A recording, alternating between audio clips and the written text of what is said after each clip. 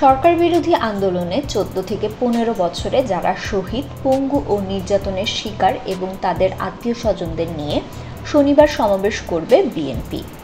বেলা 3:30টায় কেন্দ্রীয় শহীদ মিনারে এই সমাবেশ শুরু হওয়ার কথা রয়েছে। এতে সঙ্গীত, কবিতা পাঠ, আবৃত্তি সহ বিভিন্ন সাংস্কৃতিক কর্মকাণ্ড হবে। ওদিকে রোববার রাজধানীর নয়াপল্টনে দলের কেন্দ্রীয় কার্যালয়ের সামনে বিশ্ব গণতন্ত্র দিবস উপলক্ষে সমাবেশ করবে দলটি। 250-টিরও বেশি ডিজাইন অপশন নিয়ে ওয়ালটন স্মার্ট ফ্রিজ, বোঝে আপনার প্রয়োজন।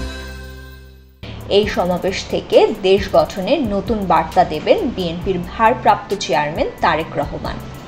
শুক্রবার নয়াপল্টনে দলের কেন্দ্রীয় কার্যালয়ে দুদিনের সমাবেশের প্রস্তুতি নিয়ে যৌথ সভা শেষে এসব কথা জানান বিএনপির স্থায়ী কমিটির সদস্য ডক্টর AZM জাহিদ হোসেন। জাহিদ হোসেন বলেন, শেখ হাসিনার সরকার 14 সালের বিনা ভোটে নির্বাচন করেছে, 18 সালে দিনের ভোট রাতে করেছে, 24 সালে ডামি নির্বাচন করে দেশের গণতন্ত্রকে হত্যা করেছে।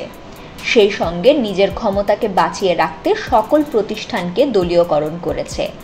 আর আওয়ামী লীগ সরকার সংবিধানকে কাটাছেঁড়া করতে করতে একটি দলীয় সংবিধানে পরিণত করেছে, আইন শৃঙ্খলা বাহিনীকে দলীয় বাহিনীতে পরিণত করেছে, আইন আদালতকে যেমন ইচ্ছা তেমনভাবে ব্যবহার করেছে। তিনি আরও বলেন, আওয়ামী লীগ মানেই মত প্রকাশের স্বাধীনতা হরণ।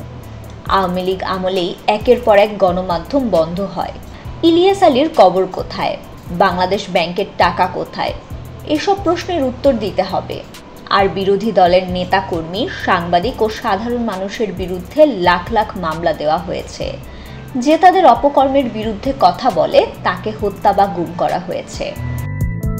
সভায় বিএনপির vice chairman doctor Asaduzzaman Ripon, চেয়ারপারসনের উপদেষ্টা আমানুল্লাহ আমান, আব্দুস সালাম, যুগ্ম মহাসচিব হাবিবুন নবী খান সোহেল, শহীদ উদ্দিন চৌধুরী এনি সহ ঢাকা বিভাগের নেতারা উপস্থিত ছিলেন।